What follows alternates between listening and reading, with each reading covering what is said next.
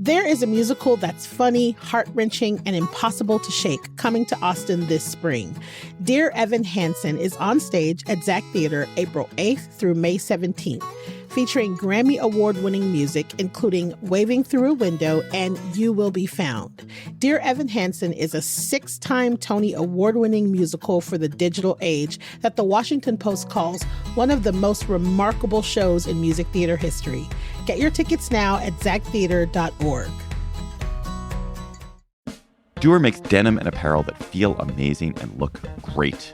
I'm addicted to my Dewar Performance denim jeans. They're the perfect blue, they're wonderfully stretchy, they're incredibly comfortable, and they're really the only jeans I need for work or for lounging at home or on the go. I know you'll love Dewar as much as I do, so it's time for you to get your own pair. Check out shopdewar.com/CCAustin. You'll get 15% off your first order. Don't wait. Go to shopdeuer.com/CCAustin for 15% off. shopdewar.com/CCAustin. Hi there, I'm David Plotz, the host of Your City Could Be Better and the CEO of CityCast. I hope you've been enjoying listening to our new weekly national show every week in your local CityCast feed. But we're going to stop doing that for now. We're not going to stop doing the show, but we're going to stop putting it in your feed. And I hope you'll join me on our dedicated feed for this show. You can find Your City Could Be Better on YouTube or anywhere you listen to podcasts. Thanks. This is Your City Could Be Better, because it could be. I'm David Plotz. If you love your city and still complain about it, you're in the right place. Last week, the inaugural Denver Summit home soccer game drew the largest crowd in the history of American women's professional sports. More than 60,000 fans came to the Broncos Stadium, the Denver Broncos football stadium, to watch their inaugural game against the Washington Spirit, my own hometown Washington Spirit. Now, Denver Summit FC are building a new stadium in downtown Denver, and it's only the second stadium built specifically for women's soccer in the U.S. The $225 million project will bring a 14,000-seat stadium to Santa Fe Yards. Bree is going to tell us what Santa Fe Yards is in a minute. And if the early enthusiasm for the summit is any indication, this is going to be a great day out for Denverites for many years to come. Bree Davies, host of CityCast Denver, welcome to Your City Could Be Better. What's up, David? Thanks for having me. Oh, it's so good to be here. You did not make it to the summit game, but it sounds like it was the event of the day in Denver. 63,000 people to be exact. And I will just say I was out in the burbs that day, and the whole restaurant was full of people, particularly kids and like teenage girls in head to toe Summit gear. So we're already like, we're fully in. And it's just their first game. Yeah. So this is a new team. This is their first home it's not game. Like they're the champions or everyone has heard of them before. It's just getting started. Literally the first time they've made an official appearance here. So. Okay, so we're going to talk about Denver investing in big-time women's sports in a way that no city or only Kansas City, I guess, of other cities has done. But you are a city that in general has invested in downtown sports. I was really struck last time I was in Denver about how close all your stadiums are to downtown. I think your arena and your football stadium and your baseball stadium are all really in the heart of the city. So is big-time sports good for Denver so far? Loaded question, I would say. Good for who, right? I mean, it brings business to surrounding businesses. It's definitely helped our downtown, which has struggled for a long time. But the area around Coors Field, which is one of those stadiums, does quite well during the season. I think, is it good for the billionaires that own these teams? Absolutely. I think the question has become, is it affordable to working class fans, especially when I think about the Denver Broncos, which is really the root of our team spirit there is working class folks in Denver. So, I mean, the fact that we have two more stadiums, not just the women's stadium, but we're getting a new Broncos stadium coming to the center of the city in the next few years is really interesting because that will reshape the city as well. But I would just say in general, obviously, Denver loves sports and loves this. And I think it's a big question to say, I don't know, is it good for the city? But I think a lot of people would say absolutely. Okay. And maybe it's different when it's a women's sports team. Maybe it's different when it's the kind of stadium they're going to build. We'll get to that. But you already have a men's professional soccer team in Denver, the Colorado Rapids, who I once watched lose to the Washington to DC United in an MLS final. Just want to note that. Saw the Rapids lose. Sorry, guys. This was like 30 years ago. But you already have a team and they already have a stadium. So why do you need to build another purpose-built soccer stadium? I'm glad you asked this question because the Denver posted this 4-part series last year that I'd love to share a link in the show notes for listeners, looking at the economics of sports stadiums. And it's really up in the air if they're really worth it. But the park you're talking about in particular, Dick's Sporting Goods Park, is actually in Commerce City, which is part of the metro area, but it's not in Denver proper. And Denver loves to have these stadiums in Denver proper. And I think there was a point with this coming soccer stadium where the owners were getting a lot of pushback from city council here, and they actually threatened to take the stadium somewhere else. Same with the soon-to-be-built new Broncos Stadium. There was a lot of conversation about like maybe it'll move out of downtown proper. I mean, there's a lot of benefits to taking it outside of the city if you're talking about purely about space, and people went nuts. So I think part of it is Denver just wants its own stadium for this particular sport. And there's obviously incentives involved from the city, taxpayer dollars and stuff like that. But I think Denver just wanted it in Denver. So the Summit, this NWSL team, are going to play 15 home games at the stadium in a regular season. They may have playoff games. There may be some other exhibition games, some other games that are scheduled. But it's not a huge number. It's not like a baseball stadium. Is it worth all the effort? Is it worth the spending that's going to happen just for that number of games? I think the thing that they were really selling it on, which is the other uses for the stadium, it's really been promoted as an entertainment center, a space where other things will be happening. Again, it's being proposed as a catalytic development for the surrounding area. I would say something, too, about the Dick's Sporting Goods Park we were just talking about in Commerce City. That has 600,000 square feet of space that never saw the promises realized of this other development. And so a lot of that hangs around these sports stadiums conversations. But I would just say, from my perspective, as a person that's involved in the music scene, we are a huge concert city. We are a huge outdoor concert city. Of course, we have Red Rocks. That's a 9,000-seat venue. This is a 14,000-seat venue. These room caps, these sizes really matter to promoters. We have 2 huge promoters here in Denver that do the majority of concerts, AEG and Live Nation. If one of them got the contract for this particular stadium, they would have no trouble booking it the rest of the year. So I think that's a big part they're banking on. Other stuff. Other events in the stadium itself. What else is going around the stadium? So they're going to build a stadium, but I'm sure there will be other things. Sure. They've promised housing, which is always something that comes along with these conversations. They've promised retail. They've promised a lot of things. But again, looking at the Dick's Sporting Goods Park project, literally none of that happened. There are roads to nowhere that surround Dick's Sporting Goods Park. So I think that was a fear for people. But we're also talking about a plot of land that is right in the middle of the city. There's already development around it. I mean, it's literally in the middle of our city, and it's been sitting vacant for decades. It's a lot of big promises of this idea of the entertainment district, which has taken over, I think, with the stadium conversation in the last few decades, is the other things that can go along with a stadium, not just being surrounded by parking lots, which is what our current Broncos Stadium, the problem is. Right. And to your point, like it is a big difference when you're talking about something that's in the downtown of a city versus in the suburbs.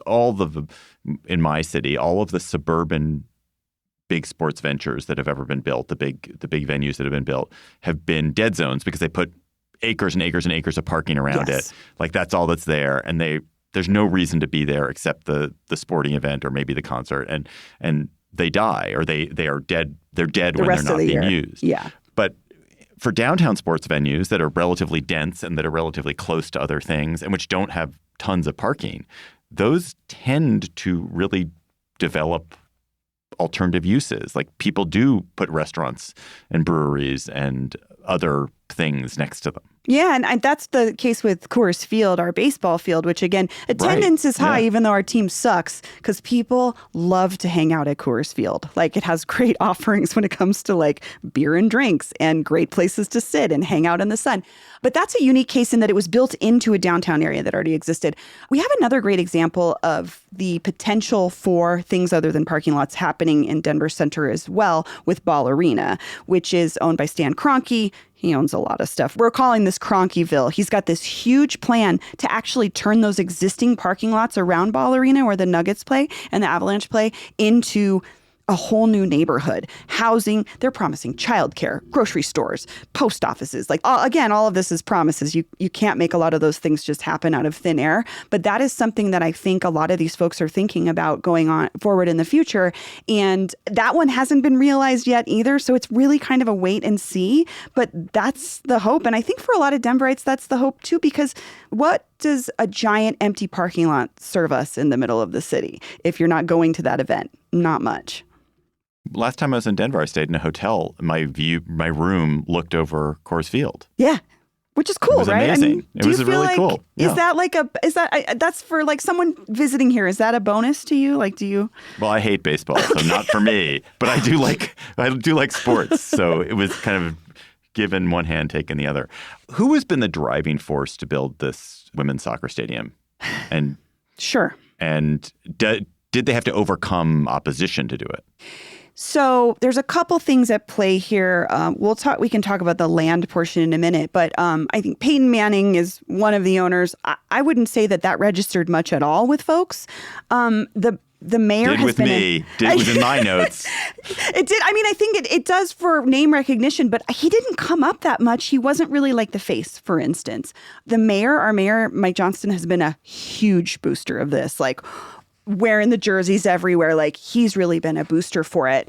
And I think that he helped sell it quite a bit. But at the center of this all is a gentleman named Rob Cohen. And he's the primary owner of the Denver Summit Football Club. And he is also, I just want to say, hey, Rob Cohen, if you're listening, we've tried to get you on the podcast. We would love to still have you on. But he's been behind a lot of different projects sort of similar to this. So he was the head of Colorado's 2018 Exploratory Committee for Denver to host the Winter Olympics, a bid that we lost to Salt Lake City. He also advised bidders on the Broncos before the Walton Penner Group bought it, and that would have made him a partner in that ownership. He was part of the effort to bring a WNBA team here, which did not happen. He's a financial guy that's lived here since the 80s. So I think he is kind of the guy at the center of it all that's been pushing this forward. But what's interesting to me is he was so keen on the Olympics. Historically, Denver has said no to the Olympics. We won a bid for the 1976 Olympics. That bid actually went to the voters over if we wanted to spend money to build the facilities. And Denver said no. We are the only city in the history of the Olympics to say no to it. So I think Rob Cohen has taken some big gambles on bringing different types of sports here. And I think it's a combination of his persistence, the right mayor, and the right atmosphere and time. 63,000 people showed up. People want this.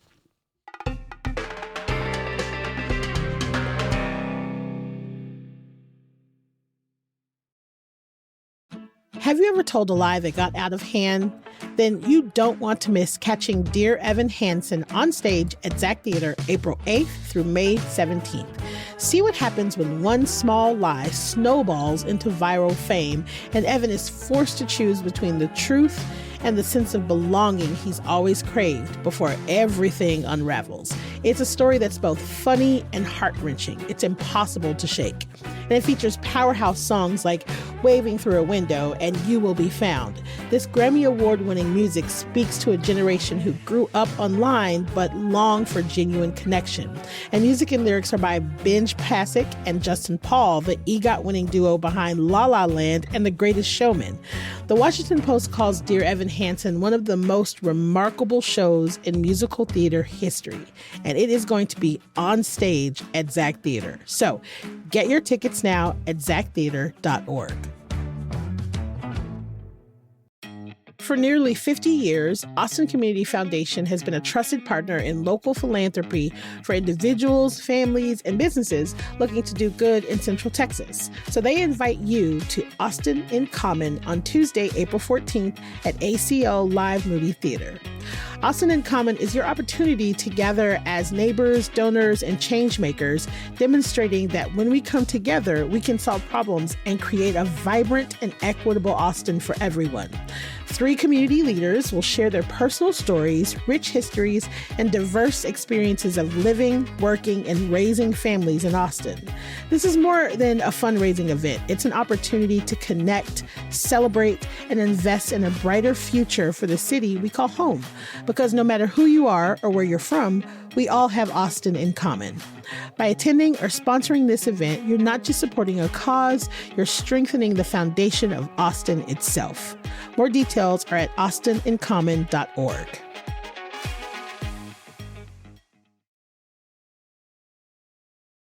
Do you think if there were no men's professional soccer team and there was a proposal to they brought a new men's professional soccer team to Denver and they wanted to build a stadium downtown, there would be as much enthusiasm? Or do you think that women's soccer is having a moment that makes it cool and desirable and like it's this whole new fandom of girls and young women who have been engaged by the sport? I think that is a huge part of it. I don't know if a men's soccer team would have been as big of a sell, but again, the folks showing up for this first inaugural game in the tens of thousands is really a testament to the culture of that here. And yeah, it was, like I said, I'm at a restaurant. It's all young girls wearing Summit gear. The time is right. And I think that's what they were really banking on. And sometimes, it's like he was looking at pushing for a WNBA team, not a couple years ago, not that long ago. That didn't make it. We weren't there yet. For some reason, I think this just was the right time and there was enough folks interested in it to see a women's soccer team. And I was surprised a little bit, but also Denver can be on the forefront of things sometimes when we don't even realize that we're leading. Was there a competing plan for Santa Fe Yards? And what is Santa Fe Yards? What is Santa Fe Yards? A name they made up for an old brown field that used to be a rubber factory, Gates Rubber Factory, to be exact. So that the first time I ever saw that name was in reporting about it that sort of inferred that we were supposed to know that was a real place. And so folks were like, what? And we are very, like many cities, we're very touchy when developers want to rename our neighborhoods. But this particular part of Denver has literally been, it was a factory, it was closed, when did it? 1995. So for perspective, it closed when I was 15. I'm 45. So that was an abandoned building, a series of abandoned buildings for a long time. And then it was a field. There was some promise for development, I think in the early, 2001-ish. And it was never fully realized. Some development happened on some of the parcels of land, but there was just this huge empty field forever. And again, it needed to be remediated because it was an old factory. But around 2014, developers came in and said, we're going to do it. And guess what they built? A bridge that goes nowhere. It's called the Bridge to Nowhere. So this is an empty field with a bridge. I think they ran out of money. Something fell through.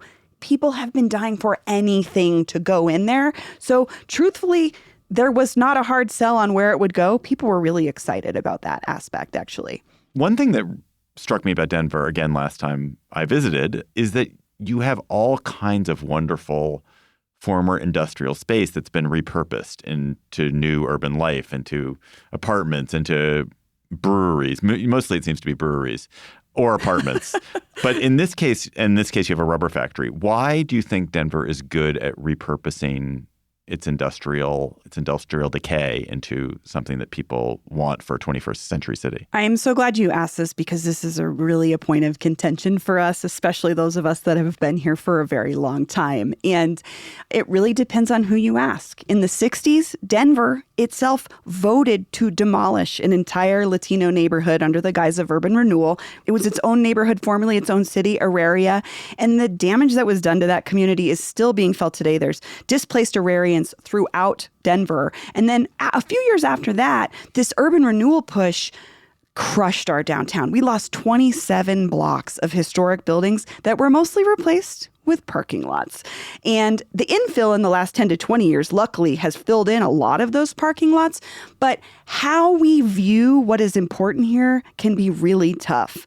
And I think the other thing is in more recent years, there's been a displacement of artists from some of these areas that have become very popular, those warehouse spaces that were once cheap and things like that. But that's the historical and it's one perspective. I want to be fair. This is one perspective that I have. But I think part of it is Denver is always reinventing itself. I think we're always kind of trying to find our identity. We're not really good at looking at ourselves and being like, we're actually pretty cool. But that also can have a plus side, which means there's parts of the city that developers see as an opportunity. Also, the land was probably a lot cheaper 10 to 20 years ago here than it was in other cities of our size. And so that presents an opportunity in itself. I do think that the story of artists move in to cheap, decrepit housing or cheap, decrepit warehouses or whatever, and then they gentrify it because people want to be around artists and they do cool stuff, and then artists get priced out. That is the story of American cities. Like that's we are not you unique. Want that to happen. I mean, I don't, to be honest with you. I lived. Oh man, I do. I lived through it. I mean, what happened in Denver in particular was there was the Ghost Ship fire in Oakland where 36 people died in a DIY space. But what happened was the reaction across the country was cities then started cracking down on some of these quote unquote DIY spaces for being fire code violations and zoning code violations. And it pushed a lot of artists out. And to be fair, this was already happening a little bit, but we have an area called the Rhino Art District, which is where much of this displacement happened. And many folks would argue that it isn't necessarily better off as an art district when artists can't necessarily afford to be there. So I don't know. I would challenge that. I would challenge that perception and say it isn't always good because, sure, people want to be near artists, but also I want to be in a city where artists can afford to live and do weird stuff that becomes mainstream. We have Meow Wolf. We have the first Meow Wolf outside of Santa Fe for a reason. Our DIY community was very strong here and very connected to them. Right. No, for sure. And I'm not saying having artists in a city is bad. We've gotten far away from our topic. I'm not saying that having artists in a city is bad or that I'm just saying that this is the story of urban succession. And then what happens is the people who would be artists in Denver are now going to be artists in Cheyenne or Laramie or something. Or in here, they've moved to the San Luis Valley, which is where a lot of artists have moved themselves. But I think they, like any other population, still want to be able to be in the city. And so it's a very touchy subject for folks. And it's a much more nuanced topic than I think we have time to tackle today. I'm glad to get on it. And it does connect indirectly to, you build sports stadiums to serve huge populations of people with money who want to come pay for fancy professional sports.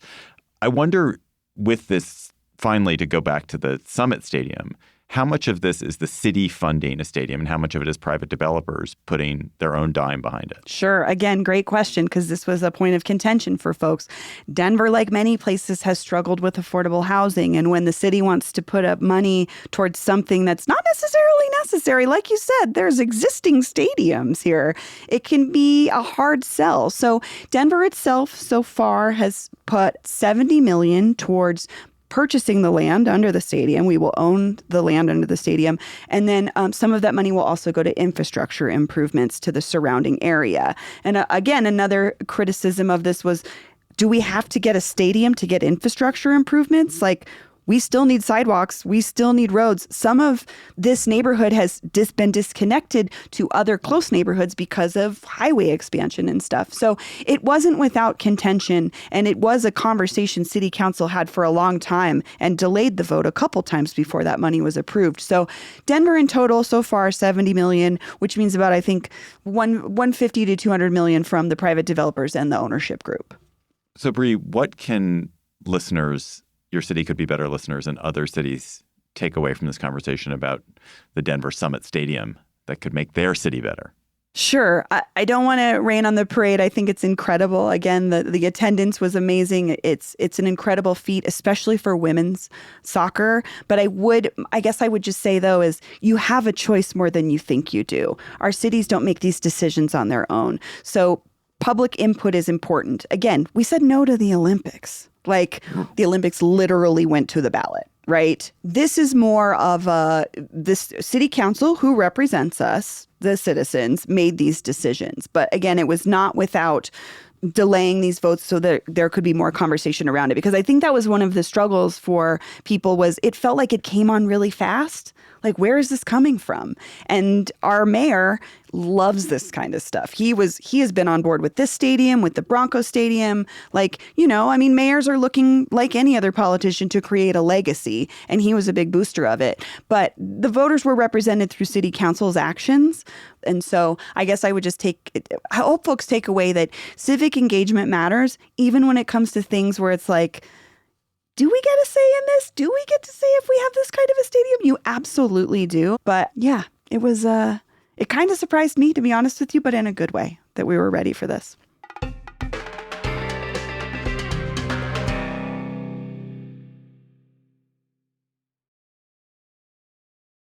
Let's go to our word on the street segment, our second topic, which actually just dovetails perfectly into what you were just talking about, which is I want to talk about what happens when you have an exciting mayor. So I come from a city, Washington, D.C., that has a really boring mayor.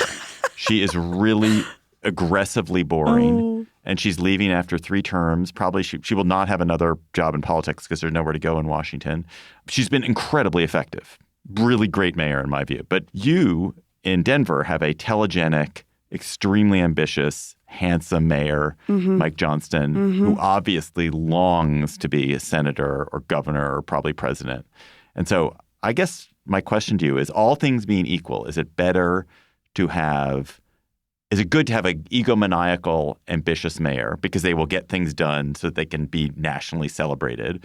Or is it bad because they're always doing flashy things to become nationally celebrated rather than doing the boring work of like getting potholes filled up? Well, let me give you a little context. He is the first mayor after a 3-term, 12-year mayor that outgoing at that time was maybe not the most popular. He was, especially I think for folks on the far left side of the spectrum, the way that he handled homelessness and such was very unpopular. But that being said, we had 12 years of the same person. We had 17 people run for mayor. And CityCast Denver attempted to interview all of them. We got 14 of them on the mic, including Mike Johnston. And I think it's both. I've interviewed him many times. He comes on our show very often. He is the charisma you see on TV or on Instagram, it's even more in person. You fall for it immediately. He's got the thing that politicians really, really want to have, which is this likability. But part of the struggle is he does make big decisions. And a lot of times city council says this has been a big criticism of city council.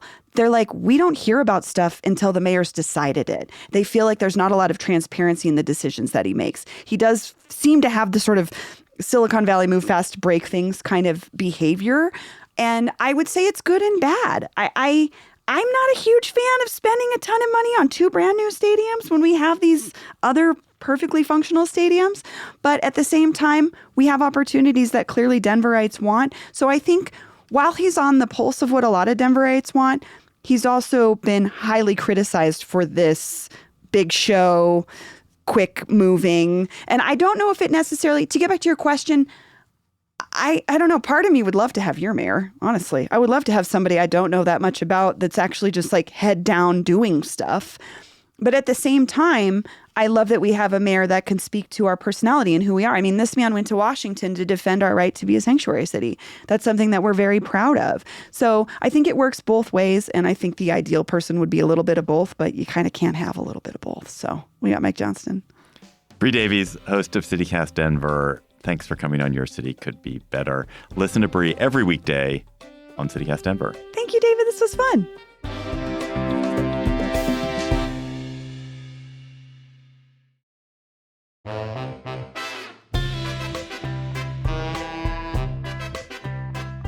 That's all for today's episode of Your City Could Be Better. I'm your host, David Plotz. Our producers this week were Lizzie Goldsmith, Elizabeth Kama, Priyanka Tilve, Bree Davies, and Paul Caroli. Our music is by Carl Christensen.